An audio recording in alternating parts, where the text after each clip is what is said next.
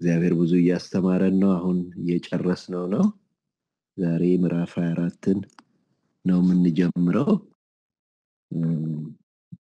የመጨረሻው ምዕራፍ ነው።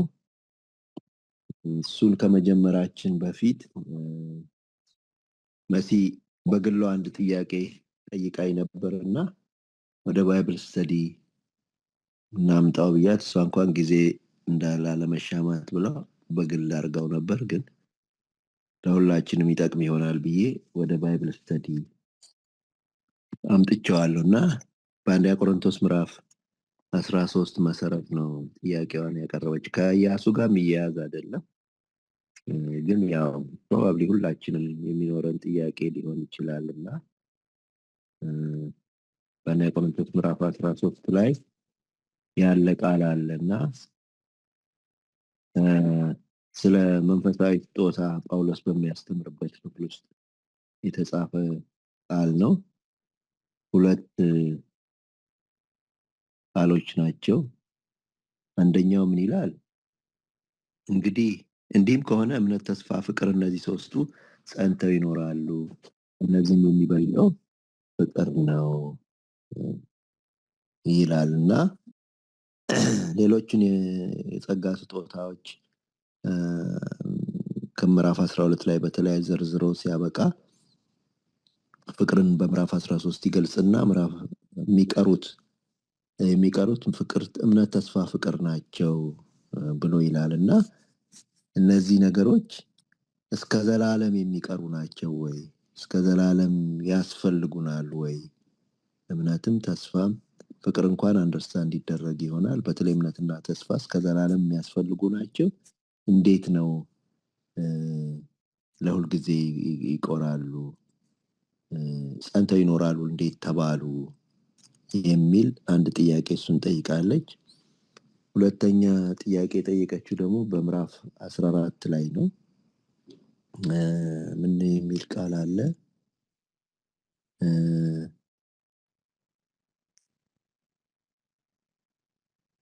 ምን ይላል? እዚህ ምዕራፍ 14 ቁጥር 27 ላይ በልሳን የሚናገር ቢኖር ሁለት ወይም ቢበዛ ሶስት ሆነው በየተራቸው ይናገሩ፣ አንዱም ይተርጉም። የሚተረጉም ባይኖር ግን በማህበር መካከል ዝም ይበልና ለራሱና ለእግዚአብሔር ይናገር ይላልና በልሳን ሰው ከመናገሩ በፊት የሚተረጉም መኖሩን ማወቅ አለበት ይላልና እንዴት ነው ሰው የሚተረጉም መኖሩን የሚያውቀው ብላ ሁለት ጥያቄ ጠይቃለችና በዚህ ላይ ምን ሐሳብ አላችሁ? ጥያቄው ልክ ነኝ አይደል መሲ? እናንተ እንዳላችሁት ነው። ብዙ የምጨምረው ነገር የለኝም። ይሄ በልሳን የመናገር ነገር ያው አሁን በጣም አሁን ባለችው ቤተክርስቲያን በጣም ብዙ ስርዓቱን ለቋል። በጣም ብዙ ስርዓቱን ለቋል እና እንትን ነው ያው በዚህ አንደኛ ቆሮንቶስ ምዕራፍ 13ም 14ም እንደሚናገረው ልጅነት ነው፣ የልጅነት ምልክት ነው። ቤተክርስቲያን ብዙ በልሳን ከተናገረች እንደ ጩኸት እንደ ኖይዝ ከሆነ የልጅነት ምልክት ነው። ልጅ ሳለሁ እያለ ነው የሚዘረዝረው፣ የልጅነት ምልክት ነው። ማቹርድ የሆነች ቤተክርስቲያን ግን ሞር ስርዓት ይዛ ሁለት ሶስት ተለይተው ተርጓሚ ኖሮ እንደዚህ ነው ፕራክቲሱ እና የኢማቹሪቲ ምልክት እንደሆነ የትልቅ መንፈሳዊነት ምልክት እንዳናደርገው የኢማቹሪቲ ምልክት እንደሆነ መጀመሪያ ልጅ ሳለሁ እንደ ልጅ ነኝ ይላል። ይሄንን ሲያስረዳ የኢማቹሪቲ ምልክት እንደሆነ ማየት ነው። ከዛ በኋላ ግን አክቹአሊ ወደ አመጣችው ጥያቄ ስንመለስ እኔ የመጀመሪያ አሁን መቅዲ እንዳለችው አይነት አለ። መቅዲም ያለችውን አሁን ሰምተናል። አንድ ጊዜ ደግሞ አንድ ሰው ሲመሰክር እሱ በልሳን ሲጸልይ የህንድ ሰው ነበረ፣ ሂንዱም ያውቅ በሂንዱ ነበር የሚጸልየው ለካና በሂንዱ ነው የምትጸልየው ብሎ ነገረኝ ነው እንደዚህ ብሎ ሲመሰክር ሰምቻለሁ። በቅርቡም ደግሞ ሊሊ ስታስመልክ ትጸልይ ነበር በልሳንና በጣሊያንኛ ነበር የምትጸልየው። ጣሊያንኛ የነበረ ሰው እግዚአብሔር ይክበር እያለች በጣሊያንኛ ስትል ነበር ብሎ ዩቲዩብ ላይ ወጥቶ አይቻለሁ። ይሄ የሐዋርያት ሥራ 2:38 ነው። የሐዋርያት ሥራ 2:38 ይሄ ተርጓሚ አይደለም የሚፈልገው መንፈስ ቅዱስ በራሳቸው ቋንቋ ለሰዎች ሲናገር። ይሄ ትርጉም አይደለም። ይሄ ትርጉም ማለት ነገሩን በመንፈስ ተረድቶ የሚተረጉም ሰው ነው፣ ሌላ ነው እሱ። ይሄ ግን የሐዋርያት ሥራ 2:38 በራሳችን ቋንቋ በገዛ ቋንቋችን ሲናገሩን ሰማቸው የለም ወይ ያለው ነው። ይሄ አንድ አሰራር ነው። እግዚአብሔር አንዳንድ ጊዜ ለሰዎች ፑሽ አድርጎን በልሳን ተናግረን ሰዎቹ በቋንቋቸው እንዲሰሙት ይደረጋል። በመንፈስ በሌላ የመተርጎም ስጦታ ኖሯቸው አይደለም። አሁን እነዛ ሰዎች ጉሼ ወይን ጠጅ ጠግበዋል ያሉት ሰዎች እነሱ ሰዎች በመንፈስ ልሳን የመተርጎም ስጦታ የላቸውም። ስጦታ መሆኑን የምታውቁት ይሄ መተርጎም በልሳን የሚጸልይ ሰው ለመተርጎም ይጸልይ ይላል። ስጦታ ስለሆነ ነው፣ ከእግዚአብሔር ይጠይቅ ይላል። ይሄኛው ግን ሰዎች በሰዎቹ ቋንቋ መንፈስ ቅዱስ ሊደርሳቸው ሲፈልግ ነው። ይሄ ሁለቱ የተለያየ እንደሆነ አንዱ እንድናስብ ነው። ከዛ ስለመተርጎም በቃሉ ላይ ስናየው በደንብ ስናየው ምንድነው 3 ነገር ሊኖር ይችላል ብዬ አስባለሁ። አንደኛው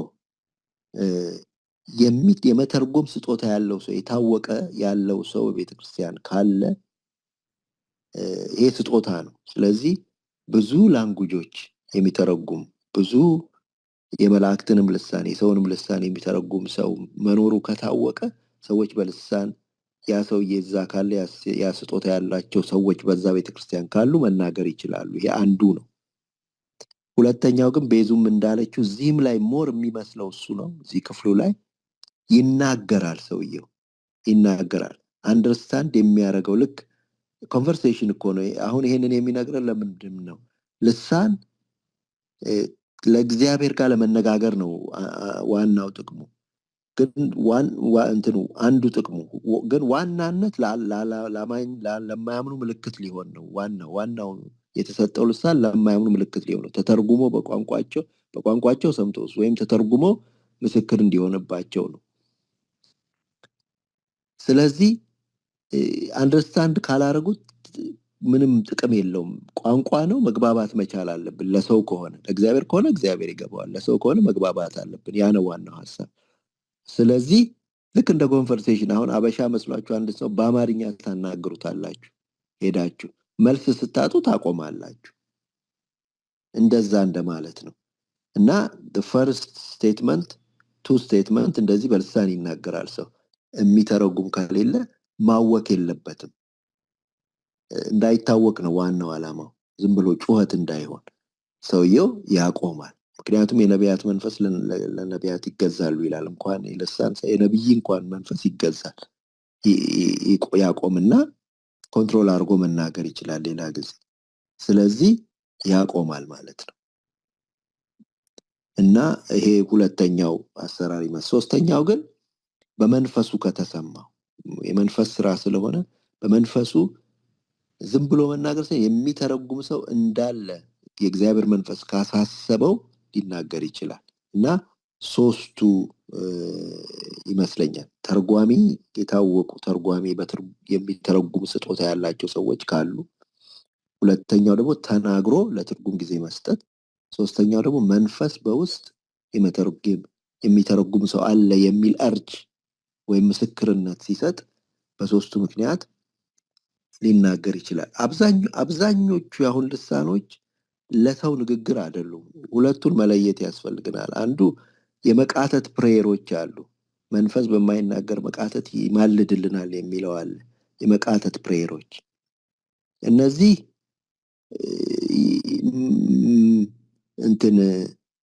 እኛና እግዚአብሔር የምንነጋገራቸው ነገሮች ናቸው። ደግሞ መልእክቶች አሉ፣ ኮንሶሊዴትድ የሆኑ ንግግር የሚመስሉ መቃተት የማይመስሉ እንትኖች አሉ። ይሄ ለማህበር እንዲነገር፣ ለሌሎች እንዲነገር፣ ለሰዎች የሆነ መልእክት ነው ማለት ነው። እነዚህን ሁለቱን መለየት ያስፈልገናል። ሌላ ለልሳን አንድ ነገር ኢንፈሳይዝ መስጠት የምፈልገው ምንድነው የት ነው የምንናገረው ኢምፖርታንት ነው። እዚህ ጋር የሚለው ምንድነው የማያምን ሰው ቢገባ ነው የሚለው። የማያምን ሰው ቢገባ ወይም የማያውቅ ሰው ቢገባ ይሄንን ኤክስፒሪየንስ ያላረገ ሰው ቢገባ። ስለዚህ ሁሉ ክርስቲያን በሆነበት ሁኔታ ልሳን እንደልባችን ብንናገር ብዙ ችግር የለው። ዋናው እግዚአብሔር የሚፈልገው ሰው እንዳይሰናከል፣ ረብሻ እንዳይመስለው፣ አንጓጦ እንዳይወጣ ነው የእግዚአብሔር ጥንቃቄ እንጂ በልሳን ብንናገር እግዚአብሔር ግድ የለው፣ ችግር የለበትም። ይሄ ነው እና በክርስቲያን ብቻ ስብስብ ሲሆን በልሳን ፍሪሊ ብንናገርም ብዙ ችግር ያለው አይመስለኝም። ግን የማያውቅ ሰው የማያምን ሰው ሲገባ ግን መጠንቀቅ አለብን እና አንዳንዴ ግን ብረስት አድርጎ የሚወጣበት ጊዜ አለ። ግን በተቻለ መጠን ግን መጠንቀቅና ኮንትሮል ማድረግ ተገቢ ነው። ይሄንን ስለ ልሳኑ ልበል። ይሄ የምዕራፍ 13 ደግሞ እንዴት ነው እኔ የማየው? ኮመንተሪዎች አንብቤ ያለው አንዳንድ ሀሳቦች ይሰጣሉ። ግን አሁን በደንብ ሳየው የገባኝ ነገር ምንድነው? ክርስትና እንደ ጉዞ ነው። እስቲ እንደ ጉዞ እናስበው እና አሁን ጉዞ ስታስቡ በተለይ አሁን ጉዞ ምግብ በየቦታው ስለሚበላ ችግር የለውም። የድሮ ጉዞ እናስብ። የድሮ ጉዞ የገባውን ሰዎች ያደረጉትን አይነት ጉዞ ብናስብ ስንቅ ይዘን ነው ምንጀምረው። ስንጀምር ክርስትና ጉዞ ነው። ስንጀምር ስንቅ ይዘን ነው ፓኬጃችን ውስጥ የስንቅ ፓኬጃችን ውስጥ ብዙ የጸጋ ስጦታዎች፣ ትንቢቶች፣ ልሳን፣ ዕውቀት ምናምን ተከተው ከዛ ጋር ደግሞ እምነት፣ ተስፋ፣ ፍቅር ይዘን እንጀምራለን ስንጓዝ። በየመንገዱ ላይ የሚንጠባጠቡት ትንቢት ይወጣል፣ ያልቅና የዕውቀት ቃል ይወጣል፣ እምነት ይወጣል። በተለይ እነዚህ የሚሰሩት ማቹር ሊያደርጉን ነው። በኤፌሶን ምዕራፍ 5 መሰረት እነዚህ ሁሉ የተሰጡት ማቹር ሊያደርጉን ነው። በተለያዩ ሰዎች ነቢያት፣ በሐዋርያት በእነዚህ የሚሰጡን ማቹር ሊያደርጉን ነው። ሞር ማቹር እያደረግን ስንሄድ ሞር የምንጠለጠለው እምነት፣ ተስፋ፣ ፍቅር ላይ ነው። እነዚህ በጣም ኢምፖርታንት አይሆኑብንም።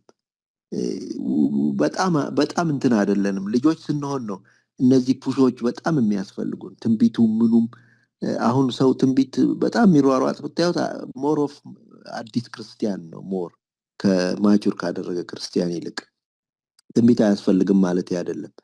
ሌሎች ነገሮች ፋሲኔት የሚያደርገው አዲስ ክርስቲያን ነው።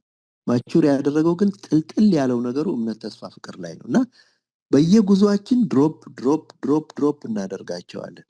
መጨረሻ ፓኬጃችን ላይ የሚቀረው እምነት፣ ተስፋ፣ ፍቅር። ከነዚህ ግን የሚበልጠው ፍቅር ነው ይላል። ምክንያቱም ኤተርኒቲ ውስጥ ስለሚገባ ነው። ኤተርኒቲ ውስጥ ይገባል። ወደ ኤተርኒቲ የሚሄደው ፍቅር ነው። ግን የህይወታችን መሰረቱ እምነት፣ ተስፋ፣ ፍቅር ነው። የመንፈሳዊ ህይወት ጉዟችን መሰረቱ። ሌሎቹ ይሻራል፣ ይቀራል ነው የሚለን። ትንቢት የተነገረን ትንቢት ይፈጸምና ያልቅለታል። እንደዚህ ይሆናል፣ እንደዛ ይሆናል እያለቀ ድሮፕ እያደረገ ይሄዳል። እና የሚወጣና የሚገባ ነገር ነው። ይፈጸምና ይወጣል። ሌላ ጊዜ ደግሞ ሌላ ትንቢት ይገባል፣ ይወጣል። እንደዚህ ናቸው እነዚህ ሌሎች ስጦታዎች ሁሉ እንደዚህ ናቸው። እምነት፣ ተስፋ፣ ፍቅር ግን ዋናው አንከራችን ናቸው። እነሱን ከጣል ከህይወት ነው የምንወድቀው። ተስፋ ከሌለን አለቀልን። በጌታ ላይ ተስፋ ከሌለን፣ እምነት ከሌለን የእምነት የራስ ቁር ነው። ጭንቅላቱ እንደተመታ ወታደር ነው የምንሆነው። ፍቅር ከሌለንም እንደዛው ነው። ለእግዚአብሔርም ፍቅር ለሰዎችም ፍቅር የሚያኖረን እኮ የእግዚአብሔር ፍቅር ነው። ስለዚህ የህይወት አንከሮች ናቸው ማለቱ ነው። ልክ እንደ እኔ ያየኋቸው ፓኬጅ ይዘን ስንጀምር ሁሉም ሙሉ ይዘን እንጀምርና ድሮፕ ያድርገው መጨረሻ ይዘውን የሚሄዱት እነዚህ ሶስቱ ናቸው በሚለው እይታ ነው ያየሁት። እና እነዚህ ከማቹሪቲ ጋር ማቹር እያደረግን ስንሄድ ኢምፖርታንሳቸው እየቀነሰ ይመጣል ማለት ነው። አንድ ኮመንተሪ ላይ ሳየው ግን ምንድነው የሚለው የፍቅር ቨርቹ ናቸው እነዚህ። በቁጥር 7 ላይ እምነት ፍቅር ይታገሳል፣ በሁሉ ይጸናል፣ ሁሉን ተስፋ ያደርጋል ይላል እና ሁሉን ያምናል ይላል። ትረስት የፌዝ የትረስት ናውን ነው። ስለዚህ ትረስት ያደርጋል ይላልና የፍቅር ቨርቹ ናቸው እንትኖች ናቸው ፍቅር ውስጥ ፓኬጅ ውስጥ ያሉ ነገሮች ናቸው ስለዚህ ነው በፍቅር ውስጥ ነው የሚያልፉት እነዚህ ነገሮች ብሎ ይላል ግን ያ በጣም ባያላረኩትም እኔ የሚመስለኝ ይሄኛው ነው ወይ ፓክድ ሆነን እንጀምራለን እምነታችን አንከር ያደረገው እሱ ነው እነዛ ሁሉ ገብተው የሚወጡ በየመንገዱ ላይ የሚወጡ ናቸው እነዛ ግን ዘልቅ ጸንተው እስከ መጨረሻ የሚሄዱ አባይድ የሚያደርግ ቅድም መቅዲም እንዳለችን አባይድ የሚያደርግ ውስጣችን እሱ ነው በሚለው ነው የወሰድኩት መሲ ተመልሶ ይሆን ተከፋፍለን እናነባዋለን ነው የምናጠናው ዛሬ የኢያሱ መጽሐፍ እንደ ሰመሪ ነው እና የመሰነባበቻም አይነት ንግግር ነው የሚመስለው ከምዕራፍ 23 የቀጠለ ነው ትንሽ የሆነ ልዩነት ቢኖረው ከምዕራፍ 23 የቀጠለ ክፍል እና ይህን ክፍል ጠጋ ብለን እናጠናዋለን መጀመሪያ የምናየው ከ1 እስከ 14 አካባቢ ያለውን ክፍል አንድ ላይ አድርገን ሰፋ አድርገን እናየዋለን እንደገና አነበውና እንመለከተዋለን ኢያሱም የእስራኤልን ነገድ ሁሉ ወደ ሴኬም ሰበሰበ የእስራኤልም ሽማግሌዎች አለቆቻቸውን ፈራጆቻቸውን ሹማምንቶቻቸውን ጠራ እነርሱም በእግዚአብሔር ፊት ቆሙ ኢያሱም ለሕዝቡ ሁሉ እንዲህ አለ የእስራኤል አምላክ እግዚአብሔር እንዲህ ይላል አባቶቻችሁ የአብርሃምና የናኮር አባት ታራ አስቀድሞ በወንዝ ማዶ ተቀምጠው ሌሎችን አማልክት አመለኩ አባታችሁንም አብርሃምን ከወንዝ ማዶ ወስጄ በከነዓን ምድር ሁሉ ጠራሁት ዘሩን አበዛው ይስሐቅንም ሰጠሁት ለይስሐቅም ያዕቆብና ኤሳውን ሰጠሁት ለኤሳውም የሴይርን ተራራ ርስት አድርጌ ሰጠሁት ያዕቆብም ልጆቹን ወደ ግብጽ ወረዱ ሙሴንና አሮንን ላኩ በመካከላቸው እንዳደረጉ ግብጽን ቀሰፉ ከዚያም በኋላ አወጣኋቸው አባቶቻችሁንም ከግብጽ አወጣኋቸው ወደ ባህሩም ደረሳችሁ ግብጻውያን አባቶቻችሁን በሰረገሎችና በፈረሰኞች እስከ ኤርትራ ባህር ድረስ አባረሯቸው ወደ እግዚአብሔር በጮኹ ጊዜ በእናንተና በግብጻውያን መካከል ጨለማ አደረገ ባህሩንም መለሰባቸው አሰጠማቸው አይኖቻቸውን በግብጽ ያደረጉትን አዩ በምድረ በዳም ብዙ ጊዜ ተቀመጣችሁ እኔም በዮርዳኖስ ማዶ ተቀመጡ ወደ አሞራውያን ምድር አመጣኋችሁ ከእናንተ ጋርም ተዋጉ አሳልፌን በእጃችሁ ሰጠኋችሁ ምድሪቱንም ወረሳችሁ ከፊታችሁም አጠፋችኋቸው የሞዓብን ንጉሥ የሴይርን ልጅ ባላቅ ተነስቶ ከእስራኤል ጋር ተዋጋ እንዲረግማችሁም የቤሮን ልጅ በለዓምን ልኮ አስጠራው እኔ ግን በለዓምን መስማት አልወደድኩም እርሱም ፈጽሞ ባረካችሁ እኔም ከእጁ አዳንኋችሁ ዮርዳኖስንም ተሻግራችሁ ወደ ኢያሪኮ መጣችሁ የኢያሪኮም ሰዎች አሞራውያን ፌርሳውያን ከነዓናውያን ኬጣውያን ገርጌሳውያን ኤዋውያን ኢያቡሳውያን ተዋጓችሁ አሳልፌ በእጃችሁ ሰጠኋቸው በፊታቸው ተርብ ሰደዱ በሰይፍም በቀስትም ሳይሆን ሁለቱን አሞራውያን ነገስታት ከፊታችሁ አሳደዳቸው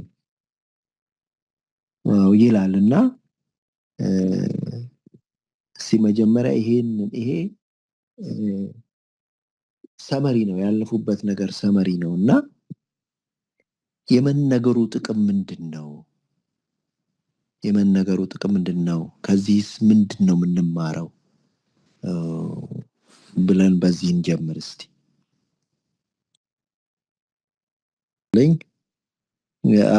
ቤዙም እንዳለችው ሌሎቻችሁ እንዳላችሁት የቤቲና የአዲስ ጥያቄ ትንሽ ይለያያሉ የአዲስ ቴምፕቴሽን ነው ፈተና ነው ፊዚካል እንትን አለው እንጂ ፈተና ነው እና ያ ፈተና በሰይጣን የተደረገ ነገር ነው እና እግዚአብሔር ፈቅዶት የሆነ ነገር ነው ልክ ሐዋርያቱን እንደለመነ ሰይጣን እንደ ስንዴ ሊያበጥራችሁ ለመነን የግን እምነት እንዳይጸፋ ማለድኩ እንዳለው ሄዶ እነዚህን ላበጥራቸው እንደ ስንዴ ብሎ ጠይቆ የተሰጠው ነው ለኢዮብም እንደዛው ነው ይሄ ነገር ሀፕን ሊያደርግ ይችላል ልንፈተን እንችላለን ይሄ ቴስት ነው ይሄ ፈተና ነው ይሄ ደስ የሚለው ምንድነው ከምትችሉት በላይ አትፈተኑም ስለሚል ይፈታኙ ለፈተና የሚያዘጋጀን እግዚአብሔር ፈተና ላይ የሚያስቀምጠን አሁን ትምህርት ቤቶች ልክ ተማሪዎቻቸውን ፈተና ላይ ሲያስቀምጡ ያዘጋጇቸዋል። አዘጋጅተው ነው የሚያስቀምጧቸው። እንደዛ አዘጋጅቶ ፈተና ላይ ሊያስቀምጠን ይችላል። ሊኮራብን ማለት ነው። እግዚአብሔር የትሬን ያረገንን ሊያሳይ ማለት ነው። ይሄው ልጄ ሊል ማለት ነው። ይሄ ሀፕን ሊያደርግ ይችላል። የፈተናው አይነት የተለያየ ሊሆን ይችላል። ድግምት ግን አሁን የምናየው ነገር ሁሉ ለማመን አስቸጋሪ ነው። በአንድ በኩል ያላችሁትን ሁሉ እቀበላለሁ ማለት የህይወት ጉዳይ ሊኖር ይችላል። ቅድም መሲ ያነሳቸው አለ ምንድነው ስሙ ሰዎች ዴሊቨርድ አይሆኑም እኮ። አሁን እኮ ጌታን ስለተቀበሉ ሰዎች ከአጋንንት ነፃ ናቸው ማለት አይደለም። ዴሊቨራንስ ከሌለ ይሄ አገልግሎት ካልተሰጠ በቤተክርስቲያን አጋንንት ይዘው ሊቆዩ ይችላሉ እና ምንም አይነት ነገር ውስጥ ሊያልፉ ይችላሉ። ምንም አይነት ነገር ውስጥ ይሄ አለ። ግን ሁሉ የምንሰማው ትንቢትም ትክክል አይደለም። ሁሉ ነገር ከድግምት ጋር የተያያዘ ነው ሁሉ ማለት ይቻላል። ከሌ ደግሞብሽ ምንም ኤቪደንስም ስለማይቀርብበት ድግምት ነው። ከሌ ደግሞብሽ እንዲያድርጎብሽ እንዲብሎብሽ እንደዚህ ሆኖብሽ እንደዚህ በቃ ድግምት ብቻ ነው። እና ነቢያቶቹንም መጠርጠር አስፈላጊ ነው። ጥቅሱን አጣሁት እንጂ ድግምት በእስራኤል ላይ አይሰራም ሟርትም የሚል ጥቅስ አለ፣ ግን ፈልጌ አላገኘሁትም። እና እግዚአብሔር ቅድም ቤዞ እንዳለችው ፕሮቴክት ያደርጋል። አሁን እዚህ ክፍል ላይ ራሱ የምናየው እኮ እሱን ነው። ሟርቱን ድግምቱን አስቆምኩት እንዳውም ባራክ ያደረግኩት ይላል። እና ፕሮቴክት ሲያደርጋቸው እስራኤልን እናያለን። እግዚአብሔር ልክ እንደዚሁ ነው በደሙ የዋጀውንም ሕዝብ የሚባርከው። እንዳውም ይሄ ሰውዬ ተራ ደጋሚ አይደለም፣ የሆነ ኪዳን ከእግዚአብሔር ጋር ያለው ነው። የረገምከው ይረገማል፣ የባረከው ይባረካል ይለዋል ሰውየው። እግዚአብሔር ነው መጥቶ ይሄ ሕዝብ የተባረከ ነውና እንዳትረግም ያለው፣ እንዳትረግመው ያለው። ሰውየው የሆነ ኪዳን ያለው ሰው ነው። አይኑ የተከፈተለት የእግዚአብሔር ነብይ የሆነ ምናምን እያለ ነው ስለ ራሱ የሚናገረው። የሆነ ከተራ ደጋሚም አይደለም። ግን እግዚአብሔር ያንን ሁሉ ሲል ሲያረጋቸው እናያለን። እንዳውም ሄዳችሁ ብታነቡት ቆይ ግድ የለም አንድ ክፍተት ታገኛለህ፣ የመርገሚያ በምዕራብ በኩል ያቸው ይለዋል፣ በምስራቅ ያቸው፣ በዚህ ያቸው። ዲፍረንት አንግል ነበር የሚያሳየው፣ ግን ሁሉንም አንግል እግዚአብሔር ዘግቶላቸው ነበር። እና እግዚአብሔር እንደዚህ ነው ሲል የሚያደርገን። እና እኛ ከእግዚአብሔር ጋር ግንኙነት እስካለን ድረስ ምንም ልንሆን አንችልም። ምክንያቱም እባቡንና ጊንጡን ትረግጡ ዘንድ በጠላት ኃይል ሁሉ ላይ ስልጣን ሰጥቻችኋለሁ። ባለስልጣን እኛ ነን ባለስልጣን። እኛ ነን ስራውን ማፍረስ የምንችለው፣ እሱ አይደለም የእኛን ስራ የሚያፈርስብን። ስለዚህ እኛ ስልጣን አለን፣ እንዳውም ባለስልጣን ተደርገናል። ምክንያቱም አለቅነትን ሁሉ ስልጣናትን ሁሉ ገፎ ይላል። ገፎ የላቸውም ስልጣን ማለት ነው። ተገፈዋል ስልጣናቸው። ፓወርፉል ነበሩ፣ ስልጣን ነበራቸው። አዎ፣ ግን አለቅነትንና ስልጣናትን ሁሉ ገፎ ይላል ቆላሲያስ ላይ። ገፏቸዋል ጌታ። ሶ they are powerless ማለት ነው በእኛ ላይ። እና ያዞረ እንዳውም በግልጥ አሳያቸው ይላል። በግልጥ አሳያቸው። ፓወርለስ እንደሌሉ ነው ዲሞንስትሬት ያደረገው። በግልጥ ነው ያሳየው። ስለዚህ ፓወርፉል አይደሉም እኛ ላይ፣ እንዳስቀዋ ልጆች ናቸው። ሌላ ቦታ ፓወርፉል ናቸው። ጳውሎስ በሚጠራው ኢየሱስ ሲባሉ የማይቻሉ ናቸው። እኛ በራሳችን የምንጠራው ኢየሱስ ግን አፕሮች ስናደርጋቸው የሚችሉ አይደሉም። ስልጣን ተሰጥቶናል፣ ጌታ ገፏቸዋል። ፓወርለስ ናቸው በእኛ ላይ። እና እንደዚህ ይመስለኛል። ቤቲ ተመልሶ ይሆን? አዎ፣ በጣም እግዚአብሔር ይባርክ። ተመልሶ ሰራም የሚል መስሎኝ ነበር። There is no sorcery against Jacob. Against, okay, good. Yeah. Against ነው የሚለው። ኦኬ፣ አይሰራም። Yeah. ኦኬ፣ ጌታ ይባርክሽ መሲ። ቅድም የመጀመሪያውን ጥያቄ ሰመራይዝ ላርግና እንጨርስ። ትንሽ ደቂቃ ወስዳለሁ። እንግዲህ በእናንተ ጥያቄ ነው ጊዜ ሄደው። ይሄ ምዕራፍ 23 እና 24 በጣም ኢምፖርታንት ስብሰባ ነው። በጣም ኢምፖርታንት ስብሰባ ነው እና የተሰበሰበው የእስራኤል ህዝብ ሁሉና ሞር ደግሞ ፕሮሚናንት የሆኑትን ወደፊት አምጥቶ ይመስላል። ፕሮሚናንት የሆኑትን ሽማግሌዎችን፣ አለቆችን አምጥቶ በቃ በጣም ኢምፖርታንት ነገር ነው። የሰበሰባቸው ሴሎ ነው።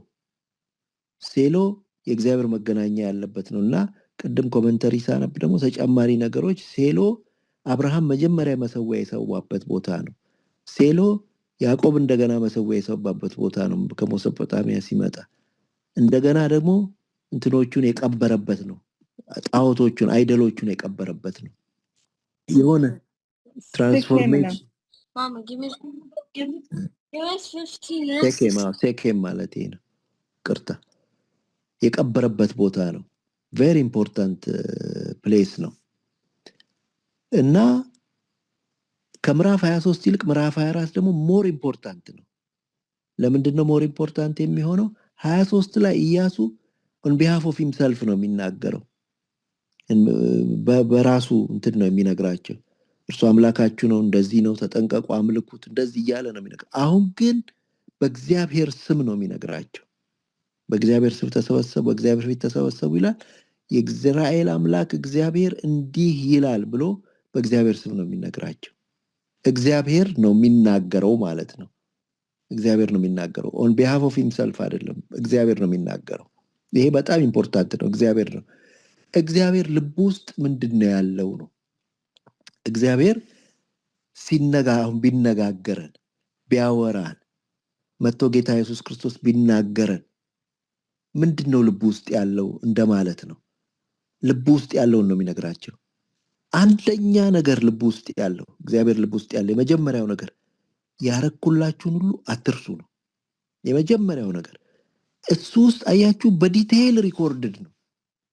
በዲቴይል ያንዳንዷ ነገር በእግዚአብሔር ልብ ውስጥ ተጽፋለች። ኢኳሊ እግዚአብሔር ይፈልገዋል ሪኮርድድ እንዲሆንለት። ለዚህ ነው የሚነግራቸው እኔ ጋር አለ ይሄ ነገር እናንተስ ጋር ነው የሚላቸው። እንዲጻፍለት እግዚአብሔር ይፈልጋል። ስለዚህ የመጀመሪያው ነገር ውለታውን አለመርሳት፣ ከእግዚአብሔር የሚያርቀን፣ እግዚአብሔር ላይ የሚያስኮርፈን፣ እግዚአብሔር ላይ የሚያነጫንጨን፣ ሂዱ የሚለን ከእግዚአብሔር ቤት የመጀመሪያው ነገር የእግዚአብሔርን ውለታ መርሳት ነው። የመጀመሪያው ነገር እዚህ ውለታ ውስጥ እግዚአብሔር ምን ኢምፖርታንት ነገር እንዲታወስለት ፈልጓል? ምን ኢምፖርታንት ነገር? የመጀመሪያው ነገር እግዚአብሔር እንዲታወስለት የፈለገው ከየት ነው የተነሳችሁት የሚለው ነው። ይሄን በጣም እግዚአብሔር ይፈልገዋል መነሻችን እንድናውቅ። ዛሬ እንደሚሆነው እንደ እስራኤል ህዝብ ሆናችሁ አይደለም ማቃችሁ ነው የሚላቸው። አንድ ሰው ጋር ነው ዲሌ። ከአንድ ሰው ነው ያነሳዋችሁ ይላቸዋል። ዛሬ እንደምታዩት አይደለም ነገሩ ነው የሚላቸው። ከአንድ ሰው ነው የተነሳው ነገሩ። ማን ነው ይሄ ሰውዬ የሚለውን እንደው የበለጠ የሚያብራራልን ዘዳግም 26 ላይ ያለው ክፍል ነው። ላንብበው። ዘዳግም 26 ማን ነው ይሄ ሰውዬ? ይሄ አንድ ሰው ስፔሻል ሰው ይሆን ድንገት የተሻለ ሰው ይሆን ብለን ልናስብ እንችላለን። ግን እንዴት ዲስክራይብ እንደሚያደርገው እግዚአብሔር እንዴት እንዲገለጽ እንደሚፈልገው ስታዩት በጣም ይገርማቸዋል። ዘዳግም 26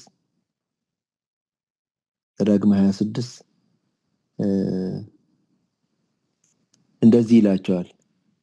እግዚአብሔር በፊቴ ተናገሩ የሚላቸውን ነገር ነው። ምን ይላቸዋል? በአምላክ በእግዚአብሔር ፊት እንዲህ ብለህ ተናገር፣ አባቴ የተቀበዘበዘ ሶርያዊ ነበር፣ በቁጥር ጥቂት ሳለ ወደ ግብፅ ወረደ። አባቴ ስለ አብርሃም ነው የሚናገር። የተቀበዘበዘ ሶርያዊ ነበር። ስለ አብርሃም እኛ የምናውቀው የእምነት አባት ምናምን ነው አይደለ? እግዚአብሔር ሳያገኘው በፊት እረፍት የሌለው የተቀበዘበዘ ሶርያዊ ነበር። እግዚአብሔር ይሄ እንዲረሳ አይፈልግም። ይሄ እንዲታወስ ይፈልጋል። የተቀበዘበዘ ሶርያዊ ነበረ እና ከዚህ ነው እግዚአብሔር የጀመረው። ከዚህ ነው ማሳረፍ የጀመረው። ይሄ እንዲረሳበት እግዚአብሔር አይፈልግም። ይሄንን በጣም ይፈልገዋል እግዚአብሔር። በጣም ነው የሚፈልገው። እኛ ጋር ራሱ መመረጣችሁን ተመልከቱ። ብዙዎች ጥበበኞች፣ አዋቂዎች፣ ምናምኖች አልተመረጡም። እግዚአብሔር የዓለምን ብርቱ ነገር ሊያሳፍር ደካማውን ምናምንቴውን ከንቱ ነገሩን መረጠ። ለምን ተመረጥኩ ብለን የምናስብ ከሆነ ምናምንቴ ከንቱ ማንረባ ስለሆነን እንደሱ ነው የሚለው። የእግዚአብሔር የምርጫ ክራይቴሪያ ብሎ ያስቀመጠው እሱን ነው። ስለዚህ እግዚአብሔር ልብ ውስጥ ይሄ እንዳለው ሪኮርዶ አለ፣ እኛም ውስጥ መኖር አለበት። አንደኛው የሚፈልገው ነገር መነሻችን እንድናውቅ ይፈልጋል እግዚአብሔር። ይሄንን እግዚአብሔር ይፈልጋል። ከዛ በኋላ ይሄ ለምንድን ነው የሚፈለገው? በተለይ ከአብርሃም አንጻር እንደዚህ ከሶሪያ አምጥቶ ደግሞ ምን ይለዋል? ምንም የተለየ ሰው አይደለም እኮ። ሁሉ ሰው የሚያደርገውን የሚያደርግ ጣዖት የሚያመልክ ሰው ነው። ስፔሻሊቲ የለውም። በቃ ጣዖት አምላኪ ነበር ይለዋል። ከወንዝ ማዶ ሆኖ ጣዖት የሚያመልክ ነበር። እዚህ ምድር ውስጥም አልነበርም። ሶ ናቲንግ ስፔሻል፣ ምንም ስፔሻል ነገር የለንም። እግዚአብሔር እንዲሁ ስለወደደን ምናልባትም መቅበዝበዙን አይቶለት ይሆናል። አላርፍ ብሎ ይሆናል። ባጋንንት አምልኮ፣ በጣዖት አምልኮ ልቦ ያላረፈለት ሰው ሳይሆን አይቀርም። ችግሩን አይቶ የመጣለት ሰው ነው። እግዚአብሔር ችግራችንን አይቶ የደረሰልን ሰዎች ነን። ምንም ስፔሻል ነገር የለንም። እንዳትመኩ በጸጋ ነው የሚለን ለዚህ ነው። ምንም ስፔሻል ነገር የለም። ይሄ እንዲጻፍ እግዚአብሔር ይፈልጋል። ይሄን ከአንድ ሰው አንስቶ እዚህ ማድረሱን የሚፈልገው ምንድን ነው? ይሄ ነገር በዲዛይን የተደረገ ነገር እንደሆነ እንዲያስቡት ነው። ዝም ብሎ አይደለም የተደረገው። ዲዛይነር አለው። አስበውበት እግዚአብሔር ሶሪያ ድረስ ተሄዶ ሰውን አምጥቶ ተክሎ ማድረስ እግዚአብሔር ዲዛይን ያደረገው ነገር ነው የሚለው እሳቤ እንዲኖር ነው። ከዛ እግዚአብሔር ሁለተኛ በጣም ኢምፖርታንት ነገር የሚፈልገው ነገር አለ።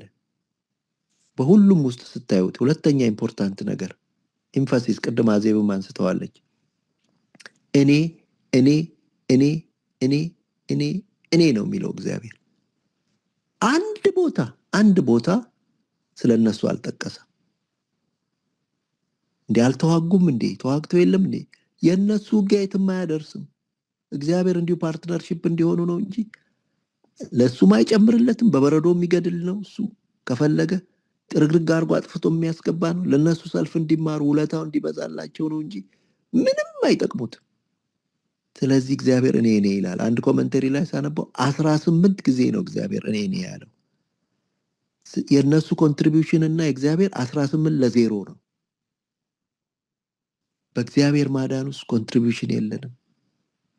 አንዳንድ ሰዎች ከድሮ ጀምሮ ጿሚ ነኝ፣ ጸላይ ነኝ፣ እንዲህ ነው ምናምን ይላሉ። ኖ 18-0 ነው።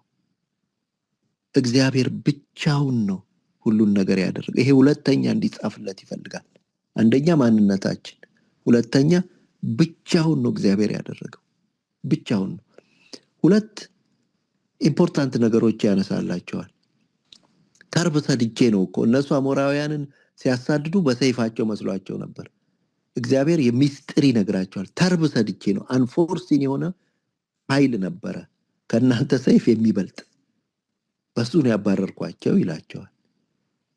ሁለተኛ የነሱ አቅም ሳይሆን እግዚአብሔር የሰራው ስራ እንደሆነ ሲያሳያቸው እማታዩት ጠላት ነበራችሁ። እሱም በለዓም ነበር። ሊረግማችሁ መጣ፣ እኔ ግን እንዲባርካችሁ። እነሱ እኮ አያውቁም። በመንፈሳዊ በፊዚካል የሚታየውን ብቻ ነው የሚያዩት። በመንፈሳዊ ዓለም የሚሰራ ስራ አለ እና ይሄ ሁሉ ሲደመር እኔ ነኝ ማለት ነው ያደረግኩት ይላቸዋል። ሁለተኛ ነገር እግዚአብሔር ብቻውን ነው ያደረገው። ይሄ እንዲጻፍለት ይፈልጋል። ሶስተኛ ነገር የሚነግራቸው ነገር ምንድን ነው? ያለ እግዚአብሔር ባይሆን ኖሮ የሚታለፍ መንገድ አይደለም። there is no way ብሎ የማይታለፉ ነገሮችን ይነግራቸዋል። አንደኛ ብቻውን ሆኖ ነው ወደ አሞራውያን ምድር የመጣው። አንድ ለብዙ ነው፣ መሞት ነበረበት። አንድ ብቻውን ሆኖ ሳለ ነው የሚለው ያመጣው። ይሄ አንደኛ ነገር ነው። ሁለተኛ ነገር ደግሞ ምንድነው? ወደ ግብጽ ወረዱ። ሚለቅ አይደለም፣ ግብጽ የሚለቅ አይደለም። በብዙ ታምራት ነው የለቀቃቸው። አለመልቀቅ ብቻ ሳይሆን አሳዶ ሊያጠፋቸው ነበረ። ባህር ነበረ፣ ምድረ በዳ ነበረ። ስትሻገሩና ስትመጡ ወደ አሞራውያን ምድር ስትመጡ ደግሞ ሊወጓችሁ መጡ ይላል። እንዲህ የሚቀበላቸው ጎሽ እንኳን ደህና መጣችሁ ተብሎ የሚቀበሉበት ቦታ አይደለም የገቡት። እግዚአብሔር ባይሆን ኖሮ አይወረስም ቦታው። ይሄ እግዚአብሔር እንዲጻፍለት ይፈልጋል። ይሄ እግዚአብሔር ልቡ ውስጥ ያለ ነገር ነው። እግዚአብሔር ይሄኛው እንዲጻፍለት ይፈልጋል። ስለዚህ እነዚህ ነገሮች እግዚአብሔር ይፈልጋቸዋል። እኛነታችንን እሱ ብቻውን እንዳደረገው የማይቻል ነገር እንደሆነ፣ ብቻውን እንዳደረገው ስንል ደግሞ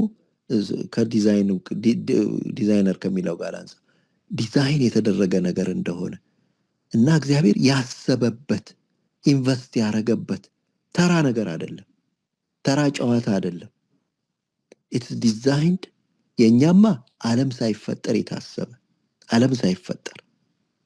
ዓለም ሳይፈጠር የልጁን መልክ እንዲመስሉ ወሰነ፣ አሰበ፣ ወሰነ፣ ጠራቸው፣ አጸደቃቸው፣ አከበራቸው ተብሎ የልጁ ደም የፈሰሰበት ትልቅ ነገር ነው።